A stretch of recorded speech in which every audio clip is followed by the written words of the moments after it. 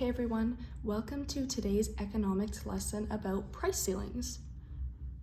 So you're all probably wondering, what even is a price ceiling? Well, let me tell you.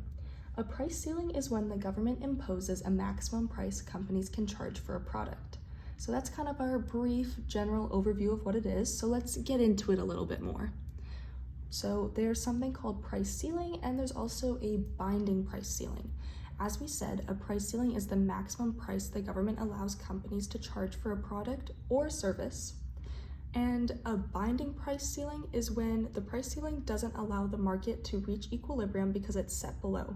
So this means that the maximum price that the government is allowing these companies to charge is going to be below our equilibrium price. So what do you think is going to happen when our price ceiling is set above or below equilibrium? Well, when it's set above equilibrium, there's no effect because companies want to stay at equilibrium, so why would they go above it? But when that's not possible and they're set below, this can lead to shortages.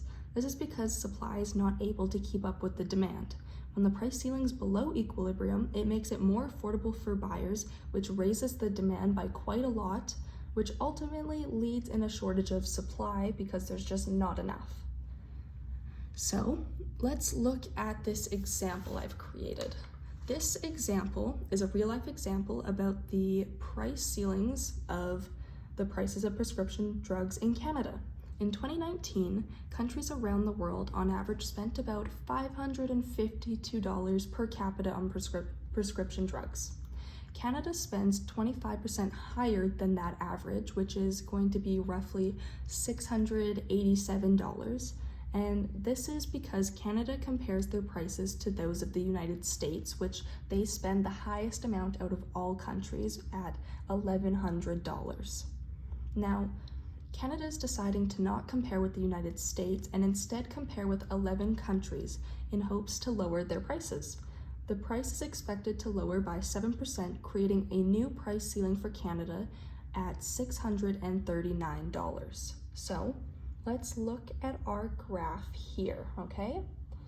We can see that supply 1 and demand 1 leads us to have our equilibrium average at the $552 for kind of the average of all countries. Now Canada's is way above that at $687, right? But when we see that there's a shift in the demand curve, because we are lowering it by 7% by comparing with different countries, then our new equilibrium for Canada is going to be $639. So we can all see that in the graph that the demand curve is shifting towards equilibrium, right? Yes. So let's go back and answer this question. Do you guys think that this is a binding price ceiling? And why or why not? Well, even though we see a shift in the demand curve toward the equilibrium price, it is not a binding price ceiling because Canada's price is still set above equilibrium. Right.